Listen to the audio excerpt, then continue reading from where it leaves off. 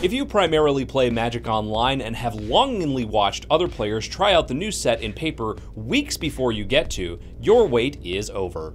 In an article on the Magic homepage yesterday afternoon, digital product manager Lee Sharp announced that Amonkhet events will be available on Monday, April 24th, the day after the in-store paper pre-releases.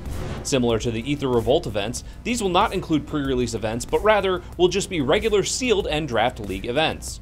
Also, because these events will be starting the same day as the banned and restricted list update, there will be two plans in place to deal with the update.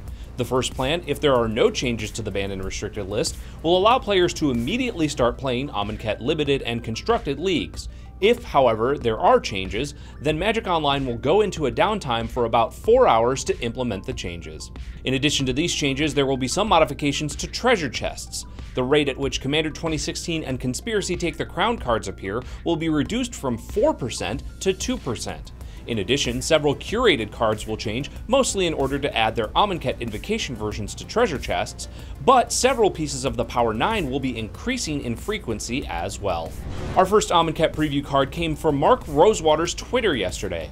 In his usual fashion, Rosewater crafted a puzzle for his followers to solve in order to reveal Vizier of Many Faces. An embalmed version of Clone, it's a rare 0/0 Shapeshifter Cleric for 2 blue that says you may have Vizier of Many Faces enter the battlefield as a copy of any creature on the battlefield, except if Vizier of Many Faces was embalmed, the token has no mana cost, it's white, and it's a zombie in addition to its other types. It also has Embalm for 3 blue. Over on MTG Mint Card, Chapman Sim revealed a sort of combination of Runed Halo and Nevermore in Gideon's Intervention. A rare enchantment for 2 white, it says, as Gideon's Intervention enters the battlefield, choose a card name. Your opponents can't cast spells with the chosen name, prevent all damage that would be dealt to you and permanents you control by sources with the chosen name. On the So Many Insane Plays podcasts, hosts Kevin Cron and Steve Menendian discuss their preview card, Shadow of the Grave.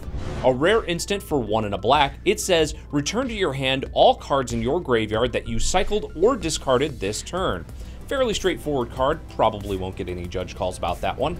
After having their original preview card, Ronas the Indomitable, spoiled before their show was set to air, the Magic Mike's crew of Evan Irwin, Ruben Bressler, and Aaron Campbell received some new cards to show off on last night's episode. First, they previewed the Invocation version of Ronas, then revealed 3 new cards, including 2 desert lands. Cradle of the Accursed is a common that taps for a colorless and has 3 tap and sacrifice it to create a 2/2 black zombie creature token at sorcery speed. Grasping Dunes is an uncommon that adds a colorless and has 1 tap sacrifice it to put a -1/-1 counter on target creature at sorcery speed. Their final card, Oketra's Attendant, is an uncommon 3/3 bird soldier for 3 white that has flying, cycling for 2, and embalmed for 3 white. An interesting note, this is the first creature we've seen that has both cycling and embalm. Next, we're going to go through a few non-English previews, so please note that the names and text on these is a rough translation and may not be 100% correct. First, from the Chinese language social media site Weibo, Harvest Season is a rare sorcery for 2 and a green that says, search your library for up to X basic land cards and put them onto the battlefield tap, then shuffle your library. X is equal to the number of tapped creatures you control. Next, from the Chinese Magic Facebook page, we get BLOODFURY Militant, an uncommon 4/3 Minotaur warrior for 1 and a red. When it enters the battlefield, you discard a card. French site Jeux Video revealed a new uncommon Aftermath card, Start to Finish. Start is an instant for 2 and a white that creates 2 white warrior creature tokens with vigilance, while Finish is a sorcery for 2 and a black that requires you to sacrifice a creature as an additional cost and destroys target creature. The final non-English card comes from the Brazilian Magic YouTube page. Disposes is a rare sorcery for 2 and a black that, roughly translated, says, name an artifact card, search target player's graveyard, hand, and library for any number of cards with that name and exile them. Then that player shuffles his or her library. Moving back to English language previews, which I'm only slightly better at reading, Adam Staborski on TCG Player talks about Pauper Cube updates and shows off Hieroglyphic Illumination. A common instant for 3 and a blue, it has cycling for a blue and draws you 2 cards. On YouTube, Strictly Better MTG travels to the year 2000 to show his past self, Sandworm Convergence. A rare enchantment for 6 green, it says creatures with flying can't attack you or planeswalkers you control, and at the beginning of your end step, create a 5/5 green worm creature token. On the Magic homepage today, Wizards coverage member and co-host of the Magic the Amateuring podcast, Maria Barthaldi, previews rare Aftermath card Commit to Memory. Commit is an instant for 3 and a blue that puts target spell or non-land permanent into its owner's library second from the top, while Memory is a sorcery for 4 blue that says each player shuffles his or her hand and graveyard into his or her library, then draws 7 cards.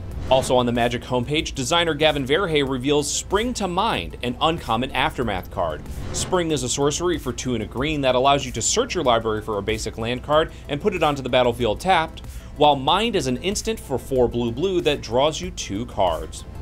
The final Magic homepage article for today revealed all of the regular tokens that will appear in Amonkhet, along with several of the embalmed tokens, including for cards that have not been previewed yet.